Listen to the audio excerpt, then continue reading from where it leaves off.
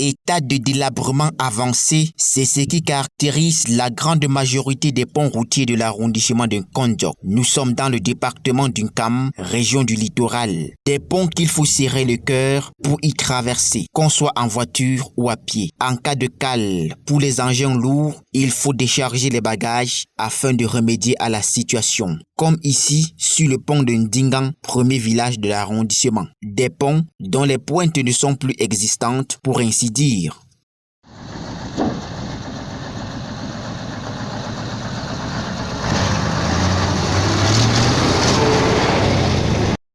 Selon les informations et au vu de l'état vétuste de ces ponts, on serait à 10 ans sans projet de réfection. On peut noter le pont de Ngoman 2 qui relie Sorok à Dissouk, le pont de Mabombe, de Matapa et de Ndorman sur la route principale qui va jusqu'en Kondiok Centre, celui de Découlé qui lie le village du même nom à celui de Ndoksamba, ceci cité entre autres. Et c'est le pont que vous voyez là qui relie Ngoman à Dissouk pour sortir vers Découlé.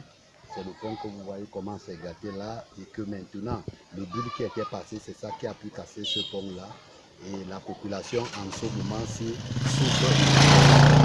Pour ceux dont les actions de réfection ont été engagées, comme celui du pont de la Marée qui lie Kondiok à Yabassi, les travaux entamés ne sont jamais arrivés à terme, bien que débutés en 2020 pour un délai d'exécution de 14 mois. Les travaux semblent être interrompus.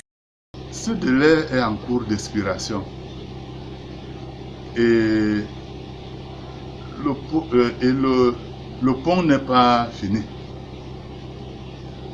Cela nous inquiète, nous les populations de Benga.